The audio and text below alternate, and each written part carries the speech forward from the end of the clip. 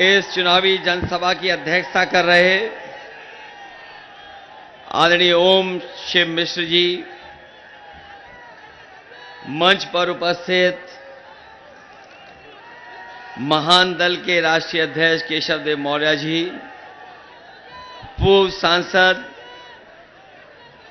कैलाश यादव जी,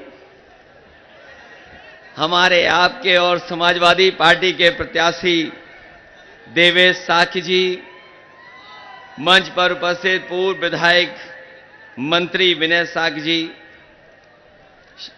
श्रीमती रेखा यादव जी, यहां की विधायक नादिरा सुल्ताना जी, विक्रम यादव जिलाध्यक्ष समाजवादी पार्टी, पूर्व विधायक जीनत खां, मानपाल सिंह जी, पूर्व मंत्री आदरणीय मानपाल सिंह जी, श्रीमती किरण यादव जी, सतवान साक्य जी, मनीष यादव, राकेश राजपूत, जयप्रकाश मौर्य जी, अदनान मियां साहब, देव राजपूत जी, अविनाश, राकेश वाल्मीकि जी, महेश दिवाकर जी से लेकर के बड़ी संख्या में जो साथी बैठे हैं, प्रविंदर राणा जी जो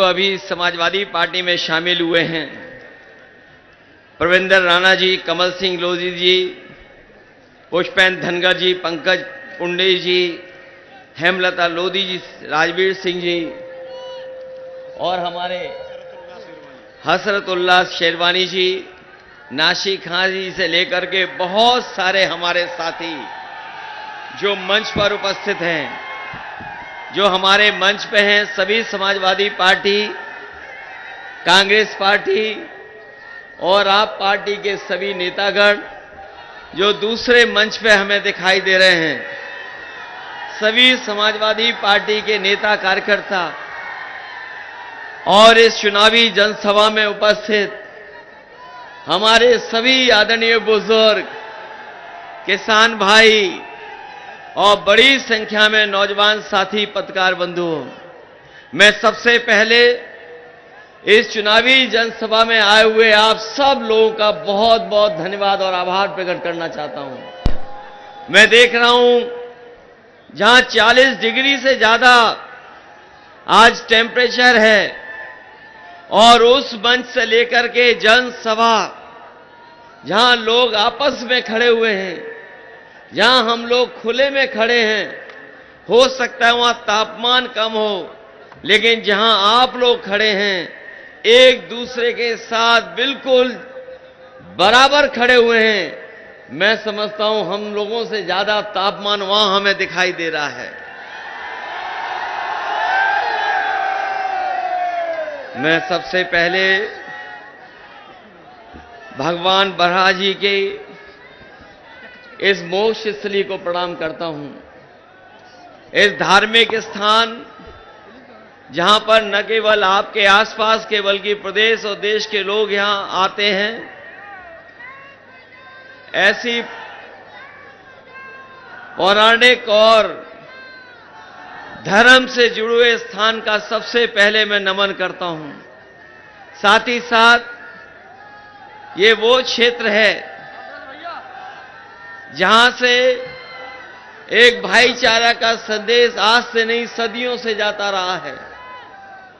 अगर एक तरफ जहां भगवान तुलसीदास जी और दूसरी तरफ जहां पर हमारे बहुत ही बड़े और जिनको न केवल भारत में बल्कि दुनिया में जिन्हें उनके अपने काम की वजह से और साहित्य को लेकर के पहुंचाने की वजह से हम और आप लोग जानते हैं, जहां एक तरफ तुलसीदास जी हैं वहीं दूसरी तरफ खुसरो को भी हम लोग आप लोग सब जानते हैं। ये वो स्थान है जिसने मिली जुली संस्कृति को और भारत की संस्कृति को ऊंचाई तक पहुंचाने का काम किया है।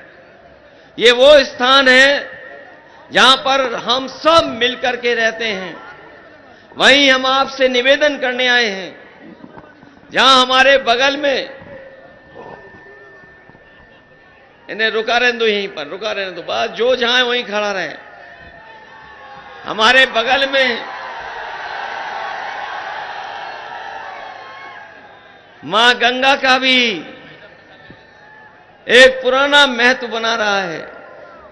इसलिए जहां आज तीसरे चरण के लिए हम आप लोगों से मतदान के लिए अपील करने आए हैं, वहीं आप लोगों ने जाना होगा और जानकारी मिल गई होगी कि पहले चरण से ही इंडिया गठबंधन बढ़त बना चुका है और जो पश्चिम से हवा चली है, जो अब इस क्षेत्र से गुजर करके जाएगा चुनाव, हमें पूरा भरोसा यहां के किसान नौजवान मिलकर के भारतीय जनता पार्टी का पूरा सफाया करने का काम करेंगे। ये भारतीय जनता पार्टी के लोग, इनके दिल्ली वाले और लखनऊ वाले आपके बीच में आकर के न जाने कौन कौन सी बातें रख रहे हैं, लेकिन मैं जानता हूं ये जागरूक जनता है, समझदार लोग हैं। ये 10 साल जो दिल्ली की सरकार के जो 10 साल गुजरे हैं, अगर उसका आकलन करेंगे और पीछे मुड़ करके देखेंगे तो आपने देखा होगा कि किसान के सामने कितना संकट पैदा किया। ये वही सरकार है, दिल्ली में पूरे देश का किसान गया और किसान ने कहा कि हमें एमएसपी का अधिकार मिलना चाहिए, क्योंकि भारतीय जनता पार्टी के लोगों ने वादा किया था कि जब वो सत्ता में आ जाएंगे तो हर किसान की आय दोगुनी कर देंगे। फसल की कीमत इतनी होगी कि किसान की आय दोगुनी हो जाएगी, मुनाफा होगा किसानों को। लेकिन जब किसान अपना हक और अपने अधिकार को मांगने गया दिल्ली, तो उसको रोकने के लिए न जाने क्या क्या इंतजाम सरकार ने किए थे। आपको याद होगा, सड़क रोक दी गई, बैरिकेडिंग लगा दी गई, बड़ी बड़ी आरसीसी की दीवार खड़ी कर दी, कीलें लगा दी गई। अगर कोई किसान आंदोलन में शामिल होता था, उस पर झूठे मुकदमे लगा देते थे। ट्रैक्टर को डीजल नहीं मिलता था, लेकिन हम अपने किसानों को बधाई देना चाहते हैं, वो ना किसी की परवाह किए, वो उस आंदोलन को सफल बनाने का काम किया। 1000 किसान शहीद हो गया, लेकिन किसान पीछे नहीं हटा और आखिरकार सरकार को पीछे हटना पड़ा। जो 3 काले कानून लाए गए थे, वो तीनों के तीनों काले कानून वापस ले लिए सरकार ने। वो किसानों की ताकत थी और वही किसान आज भी दुखी है। अगर आज अपनी फसल बाजार में लेके गया होगा तो जो कीमत उसको मिलनी चाहिए, वो हमारे किसानों को कीमत नहीं मिल रही है। और जो किसानों के पैदावार को खरीद रहे हैं, जो बड़े बड़े उद्योगपति हैं जो आजकल इस कारोबार में आ गए, उन्होंने किसानों की फसल को अपनी नई नई बड़ी बड़ी गोदामें बनवा ली हैं। वहां पर फसल को, पैदावार को रख करके बाजार को नियंत्रण करने का काम कर रहे हैं। जब किसान की फसल तैयार रहती है, ये सस्ते दामों में खरीद रहे हैं, और जब बाजार में भाव बढ़ जाता है तो यही लोग उद्योगपति मुनाफा कमा रहे हैं। अभी हाल ही में गेहूं, बताओ हमारे किसान भाई और यहां जितने लोग खड़े हैं सब खेतीबाड़ी से जुड़े लोग हैं। क्या भारतीय जनता पार्टी के लोगों ने जो वादा किया था कि हम किसानों की आय दोगुनी कर देंगे, बताओ आपको क्या गेहूं की कीमत मिल गई इस बार बाजार में? कहीं सरकारी खरीद हुई हो तो बता दो। ये सरकारी खरीद जानबूझ करके नहीं करते हैं, क्योंकि इनकी दोस्ती बड़े बड़े उद्योगपतियों से है। आजकल जो बाजार में आटा आ रहा है, जो बड़े बड़े शहर बन गए उनमें जो आटा पहुंचा जा रहा है, पैक करके आटा पहुंच रहा है, ये आपका ही गेहूं खरीद के उन उद्योगपतियों के माध्यम से बाजार में मुनाफा कमाने का काम कर रहे हैं और इतना मुनाफा कमा रहे हैं कि आप सोच नहीं सकते। और जो हमारे गरीबों को राशन भी दे रहे हैं, बताओ गरीबों को कौन सा राशन मिल रहा है? ये सरकार जो कह रही गरीबों को हम राशन दे रहे हैं, हम अपने गरीबों को भरोसा दिलाना चाहते हैं उनके स्वास्थ्य के लिए। और अगर हमें और राशन का इंतजाम करना पड़े और चाहे जिस तरीके से संपन्न लोग शहर में पैक्ड आटा खा रहे हैं, पौष्टिक आटा ले रहे हैं, अगर हमें अपने गरीबों को पौष्टिक आटा देना पड़ेगा तो संपन्न लोग जो शहर में खरीद रहे हैं उसी तरीके से पौष्टिक आटा दिलाने का काम आपके इंडिया गठबंधन समाजवादी सरकार में होगा। और केवल आटा से काम नहीं चलेगा, ये जमाना डाटा का भी है। डाटा तो न केवल अपने गरीबों को हम पौष्टिक आटा पैक्ड पहुंचाएंगे, साथ ही साथ आपके मोबाइल भी चलने लगे, उसके लिए डाटा भी फ्री देने वाले का काम हमारे आने वाले समय में होगा। और इसलिए जरूरी है, याद होगा आपको कि जब कोरोना आया था तो संपन्न लोगों के परिवार के बच्चे तो पढ़ लिख लिए थे क्योंकि ऑनलाइन पढ़ाई हो जा रही थी। जिनके पास अच्छे मोबाइल थे, इंटरनेट था, लैपटॉप था, उनके बच्चे तो ऑनलाइन पढ़ सकते थे।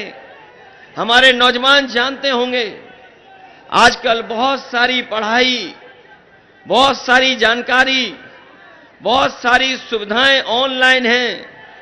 हमारा गरीब कहां से इंतजाम करेगा? इसलिए जिस तरीके से समाजवादी सरकार में हम लोगों ने गरीबों को लैपटॉप बांटने का काम किया था, जो आज भी चल रहे होंगे, इसलिए गरीबों को न केवल सरकार की कामकाज से जोड़ने के लिए बल्कि डाटा की फ्री सुविधा देने का काम भी हम लोग समाजवादी सरकार में करेंगे। ये हमारे नौजवान जिन्हें मैं देख रहा हूं, बड़ी संख्या में नौजवान आए हैं और ये नौजवान इतने हैं कि मैं देख रहा हूं चारों तरफ हमें नौजवान किसानों के साथ दिखाई दे रहे हैं। ये नौजवान ये जानते होंगे कि जब भी ये सरकार ने कोई परीक्षा लिखवाई, इनकी जो भी परीक्षा हुई सब में पेपर लीक हो गया। सब पेपर लीक किए सरकार ने। और मैं अपने नौजवानों से कहना चाहता हूं, ये जानबूझ करके पेपर लीक किए सरकार ने, और जानबूझ के इसलिए किए हैं क्योंकि ये नौकरी नहीं देना चाहते, रोजगार नहीं देना चाहते, इसलिए पेपर लीक किया। और इस सरकार ने अगर कार्रवाई की होती, जब पहली बार पेपर लीक हुआ था तो 10 परीक्षाओं का पेपर लीक नहीं होता। याद करो जब पुलिस भर्ती हुई, इन लोगों ने कहा कि इंतजाम हो गया, बहुत अच्छा इंतजाम है, सुरक्षित परीक्षा होगी। इन बीजेपी के लोगों ने कहा कि सुरक्षित परीक्षा कराई जाएगी, कोई पेपर लीक नहीं होगा। हमारा नौजवान जो तैयारी कर रहा था सालों साल से, जो पढ़ाई कर रहा था, मेहनत कर रहा था, दिन रात जाग करके, न जाने कहां से इंतजाम किया होगा, फॉर्म भरा और परीक्षा स्थल तक पहुंचा अपना इंतजाम करके। लेकिन जब घर लौट करके आया तो उसे पता लगा कि पुलिस भर्ती का भी पेपर लीक हो गया है और परीक्षा दोबारा होनी चाहिए, परीक्षा रद्द हो।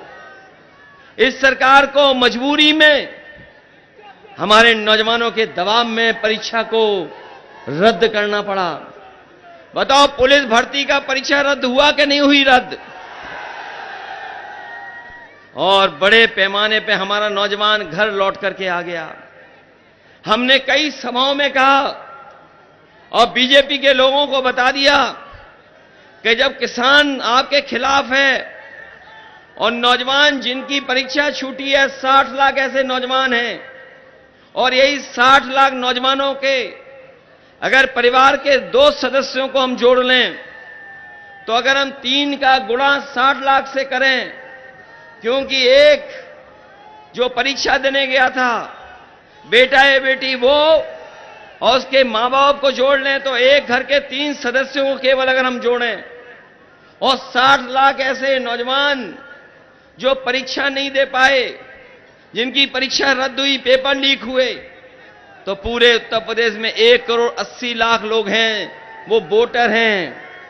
और 1 करोड़ 80 लाख का अगर हम भाग दे दें 80 लोकसभाओं में से, तो बताओ 2,25,000 वोट कम हो गए हर लोकसभा में, क्या नहीं हो गए? तो बीजेपी बचेगी कैसे? बताओ बीजेपी कैसे बचेगी? याद रखना नौजवान, ये नौकरी और रोजगार तो छीना ही छीना है, लेकिन घर जाकर के सोचना, इन बीजेपी के लोगों ने 1/3 जीवन आपका बर्बाद कर दिया, आपकी 1/3 जिंदगी बर्बाद कर दी। इन 10 साल में दिल्ली की सरकार ने और उत्तर प्रदेश की 7 साल की सरकार ने हमारे नौजवानों को नौकरी रोजगार नहीं दिया, और अगर नौकरी रोजगार नहीं मिला तो भविष्य तो है ही अंधकार में, लेकिन इन नौजवानों की शादी का भविष्य भी कुछ नहीं दिखाई दे रहा। बताओ आपकी 1/3 जिंदगी बर्बाद कर दी कि नहीं कर दी बर्बाद? और ये क्या सपने दिखा रहे हैं बीजेपी के लोग कि हमारा देश विश्व गुरु बनने जा रहा है, विश्व गुरु। बताओ देश विश्व गुरु बनेगा? ये कह रहे विकसित भारत। अगर हमारे प्रधानों ने सहयोग नहीं किया होता विकसित यात्रा का, तो बीजेपी वाले विकसित यात्रा भी नहीं करा पाते। ये जितनी विकसित यात्रा हुई है गांव-गांव जाकर के, ये हमारे प्रधानों से पैसा वसूला गया। बताओ प्रधानों से पैसा वसूला गया था कि नहीं वसूला गया? समाजवादियों ने तो एम्बुलेंस चलवाई, वो इस सरकार ने खराब कर दी। जिला अस्पताल अच्छे किए जिससे गरीब का इलाज हो जाए, लेकिन इस सरकार ने ना जिला अस्पताल ठीक किया और जो एम्बुलेंस चल भी रही थी वो खराब कर दी, और एक भी एम्बुलेंस बढ़ाई नहीं। और पुलिस को जो गाड़ी दी थी, याद कीजिए, ये 100 नंबर, पहले थाने में जाकर के परेशानी होती थी, कौन जाए, थाना दूर है। इसलिए समाजवादी पार्टी की सरकार में हम लोगों ने पुलिस को गाड़ियां दी। इस सरकार को अच्छा नहीं लगा 100 नंबर, इन्होंने उद्घाटन किए थे तो 100 नंबर का इन्होंने कर दिया 112। बताओ 112 करने के बाद अन्याय बढ़ा कि नहीं बढ़ा? वसूली बढ़ी कि नहीं बढ़ी? और अभी तो कई जगह से खबरें आ रही हैं कि पुलिस को पकड़ रही है।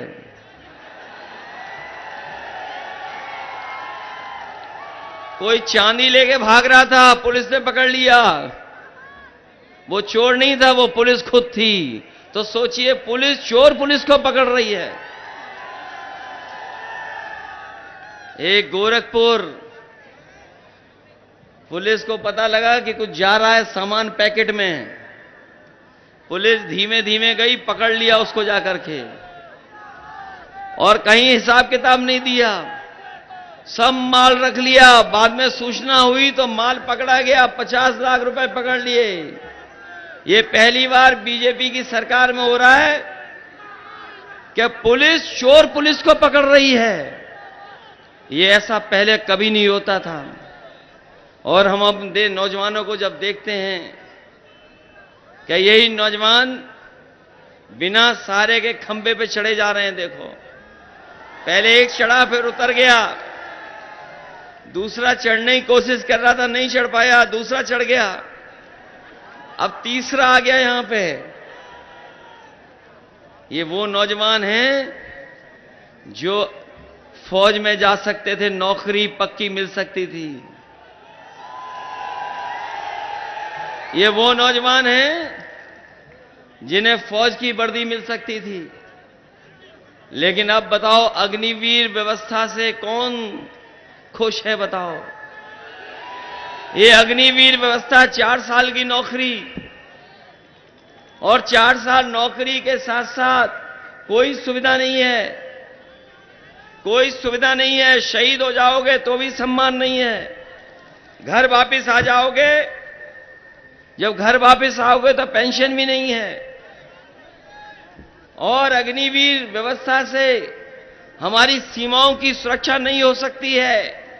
इसलिए अपने नौजवानों से हम कहना चाहते हैं, इंडिया गठबंधन सरकार बनाने जा रहा है, आप अपना बूथ जिताइए, मदद करिए, और ये अग्निवीर व्यवस्था खत्म कर करके जो पहले व्यवस्था थी पक्की नौकरी वाली, वो व्यवस्था बनाने का काम करेंगे।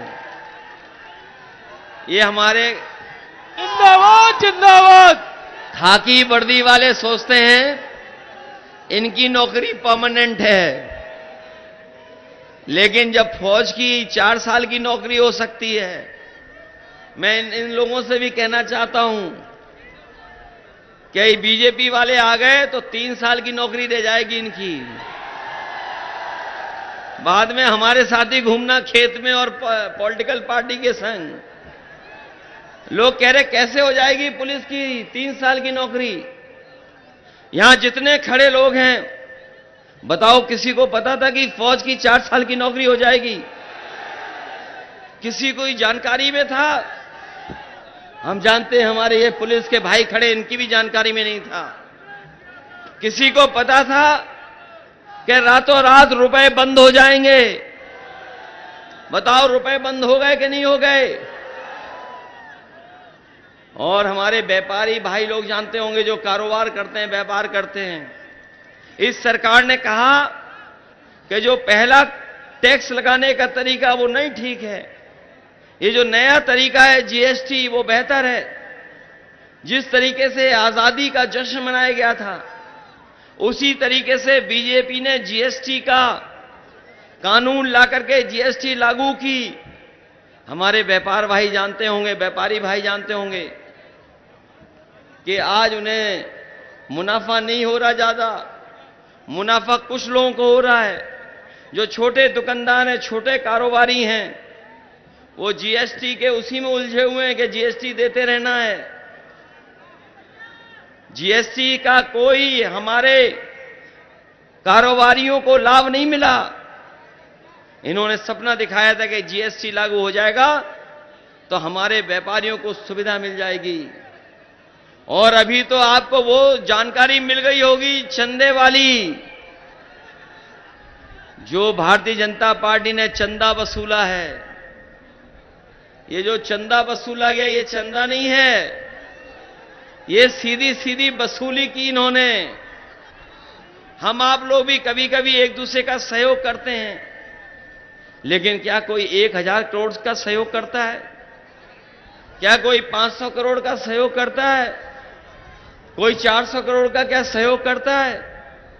ये जब से इलेक्टोरल बॉन्ड आए हैं और इसकी जानकारी जनता को मिल गई है, तब से भारतीय जनता पार्टी का बैंड बज गया है। भारतीय जनता पार्टी के लोग इलेक्टोरल बॉन्ड पे बात नहीं करना चाहते। बताओ, इलेक्टोरल बॉन्ड के बारे में है जानकारी कि नहीं है? है। ये क्या चंदा है कि वसूली है? वसूली वसूली वसूली। और इस वजह से क्या हुआ है, ये जो वसूली हुई है, इसी की वजह से महंगाई है।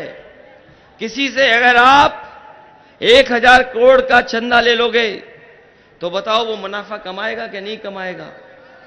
ये आज जो भारतीय जनता पार्टी ने वसूली की है, उसका परिणाम है कि आज आम जनता को महंगाई का सामना करना पड़ रहा है। और जितने भी भ्रष्टाचारी हैं, जितने भी अपराधी माफिया, उन सबको भारतीय जनता पार्टी ने अपनी गोदाम में रख लिया है।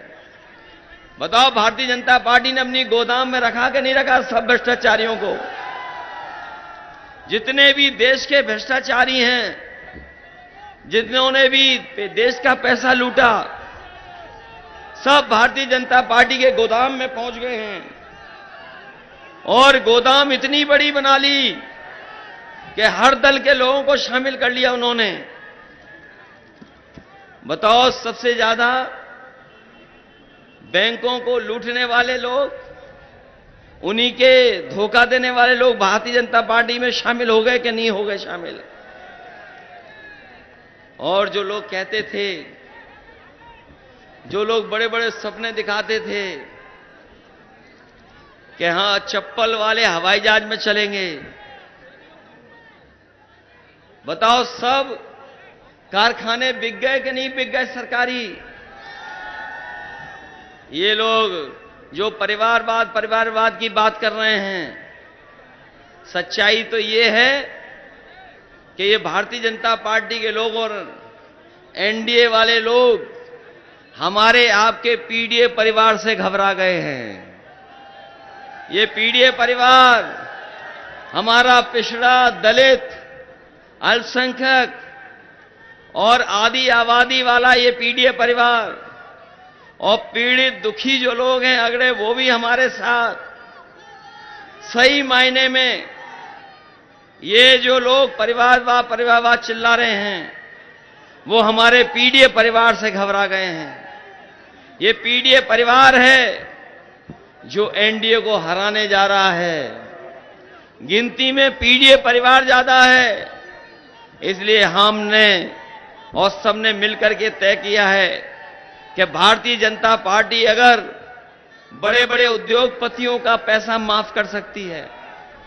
आपको जानकारी होगी कि बीजेपी की सरकार में बड़े बड़े उद्योगपतियों का कर्ज माफ हुआ है, और पिछले 10 साल में भारतीय जनता पार्टी ने 16 लाख करोड़ रुपए बड़े बड़े उद्योगपतियों के माफ किए हैं।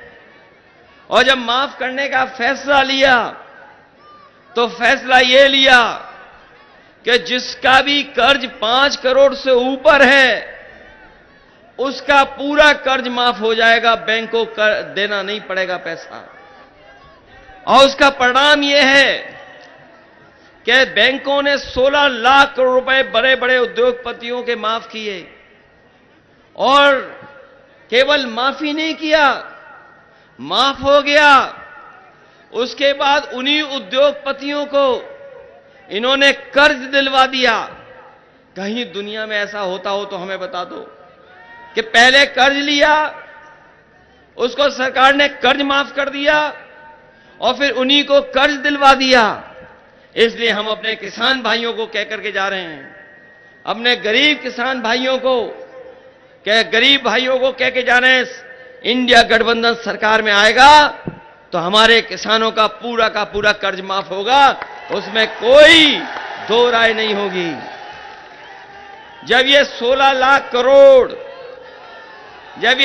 लाख करोड़ माफ कर सकते हैं, 5 करोड़ से ऊपर वाला जिन्होंने कर्ज लिया उनका कर्ज माफ कर सकते हैं, तो हमारे किसानों का, गरीबों का तो केवल लाखों लाख है। यहां सभा इतनी बड़ी है, कोई 1 करोड़ वाला कर्जदार नहीं होगा। अगर कर्जदार होगा तो लाखों वाला होगा, करोड़ों वाला नहीं कोई होगा कर्जदार। ये बीजेपी के लोग बड़े बड़े उद्योगपति, बड़े बड़े कारोबारियों की मदद कर रहे हैं। ये इंडिया गठबंधन और समाजवादी पार्टी के लोग अपने गरीब किसान और गांव में रहने वालों का कर्ज माफ करके उनकी मदद करने का काम करेंगे। इसलिए ये चुनाव संविधान बचाने का भी है। आपने देखा होगा भारतीय जनता पार्टी धीरे धीरे संविधान को खत्म करना चाहती है। याद रखना, संविधान खत्म हुआ तो हमारा आपका वोट देने का अधिकार भी छिन जाएगा। कोई वोट देने का अधिकार नहीं रहेगा आपका। इसलिए आज आप लोग संकल्प लें कि जो संविधान हमें बाबा साहब भीमराव अंबेडकर जी ने दिया, जो संविधान हमें अधिकार देता है, जो संविधान हमारा मान सम्मान बचाता है, जो संविधान हमें बराबर का आगे बढ़ने का मौका देता है, जो संविधान हमें आरक्षण देता है, उस संविधान को बचाने का काम करना। संविधान बचेगा तो हमारा आपका लोकतंत्र बचेगा। नहीं तो याद रखना, ये भारतीय जनता पार्टी के लोग ये संविधान को भी बदल देंगे, लोकतंत्र को खत्म कर देंगे। इसलिए मैंने कई मौकों पर कहा, ये 2024 का चुनाव संविधान मंथन का भी है। एक तरफ वो लोग हैं जो संविधान को बचाना चाहते हैं, संविधान की रक्षा करना चाहते हैं, दूसरी तरफ वो लोग हैं जो संविधान के भक्षक हैं, संविधान को खत्म करना चाहते हैं। यहां जितने हम लोग हैं, ये वो लोग हैं जो संविधान को बचाना चाहेंगे। बताओ, संविधान को बचाओगे कि नहीं बचाओगे? मैं जानता हूं इस बार एटा और कासगंज के लोग जो संविधान बदलने वाले हैं, उनको बदलने का काम करेंगे इस बार। बताओ, बदलोगे कि नहीं बदलोगे? उनको बदलोगे जिनकी हर बात झूठी, जिनके वादे झूठे। बताओ, बदलोगे उन्हें कि नहीं? इससे अच्छा गठबंधन क्या हो सकता है? बताओ, सब साथ आ गए, महान दल भी साथ आ गया, महान दल भी साथ है, और हमारे पीडीए परिवार का ही प्रत्याशी है देवेश साहब के। बताइए, मदद करोगे सब लोग? ये मौका है कि नहीं लाखों लाख वोट से जीतने का? जो लोग हम लोगों को छोड़ के भी जा रहे हैं, वो छोड़ के नहीं गए हैं, वो छोड़ के नहीं गए हैं। हम लोग जीतेंगे, उन्हें भी ले आएंगे इधर ही। इसलिए जिताइए, मदद करें। बहुत दिनों से एटा में लोग बैठे हुए हैं। बताओ, सांसद लोगों ने क्या काम किया है? बताओ, 10 साल का हिसाब किताब क्या है किसी सांसद का? क्या हिसाब किताब है 10 साल का? बताओ आप। क्या नौकरी दी 10 साल में? क्या कारखाने उद्योग का सपना दिखाया था? कुछ लगा? बताओ, एम्बुलेंस खराब कर दी कि नहीं कर दी? पुलिस को बेईमान बना दिया कि नहीं बना दिया?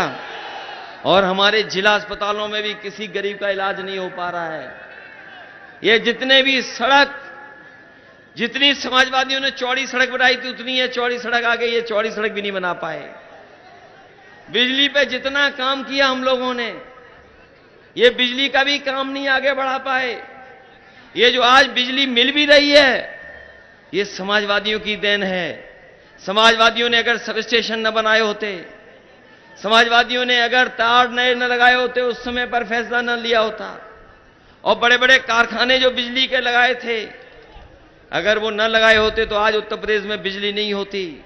मुझे याद है एटा में, और आपने देखा होगा, इधर आसपास का सबसे बड़ा कारखाना बिजली का लगने जा रहा था, लग चुका है। कब शुरू किया था याद करो आप?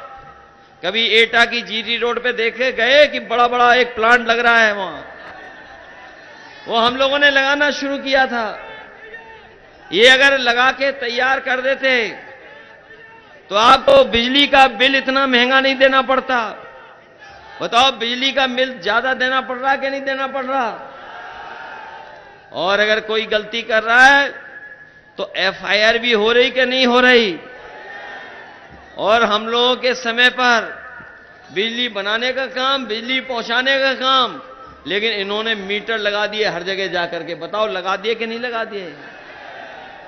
इसलिए इनसे सावधान रहिए।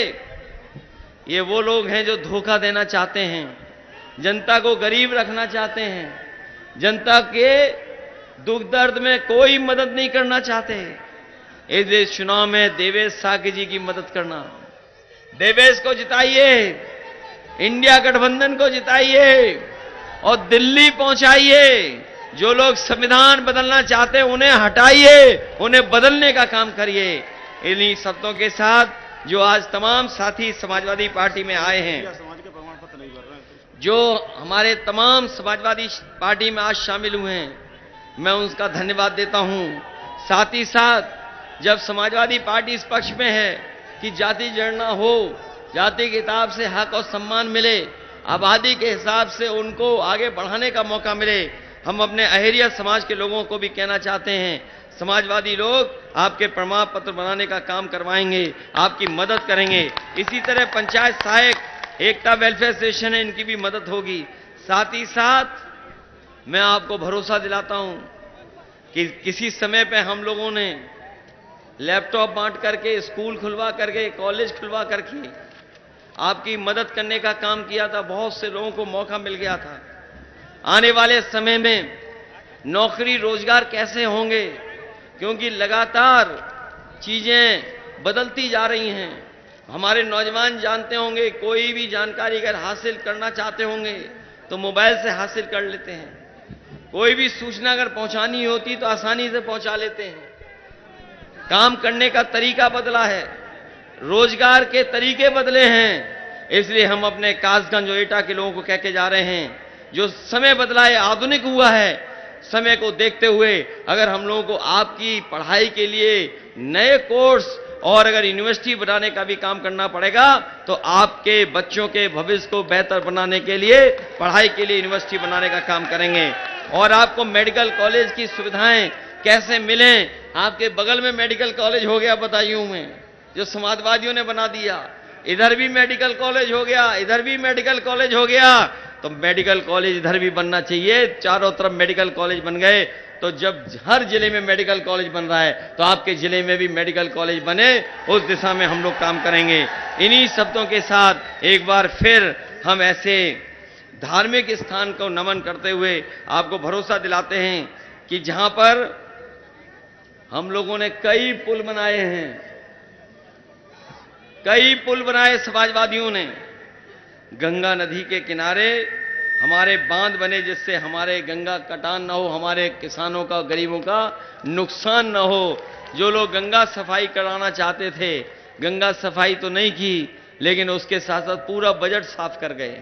मैं आपको धन्यवाद देता हूं, विधायिका जी को और तमाम लोग जो हमारे मंच पर उपस्थित हैं, उन सबको भी धन्यवाद देता हूं, आभार प्रकट करता हूं। साथ ही साथ हमारे कई महत्वपूर्ण लोग हमें छोड़ करके चले गए। पिछले कुछ दिनों पहले यहां के पूर्व विधायक जसवीर सिंह जी हमें छोड़ के चले गए, वो हमारे बीच नहीं रहे। इसी तरह पूर्व सांसद मुजीर अहमद साहब, उनकी पत्नी और हमारी विधायिका जी की माता जी, जो अनीसा खां का इंतकाल हुआ, वो हमारे बीच नहीं रही। इस दुख की घड़ी में हम इन परिवार के साथ हैं और भगवान से यही प्रार्थना करते हैं कि ऐसे समाजवादी साथी और भी हम लोगों के बीच से चले गए, दुख सहने की शक्ति दें। मैं एक बार अपनी तरफ से और आप सब की तरफ से श्रद्धांजलि देता हूं। इन्हीं शब्दों के साथ आप सबका बहुत बहुत धन्यवाद, बहुत बहुत आभार प्रकट करता हूं। इस उम्मीद, इस भरोसे के साथ कि जब आप लोग वोट डालेंगे तो एक एक वोट देवेश जी के पक्ष में डालने का काम करना।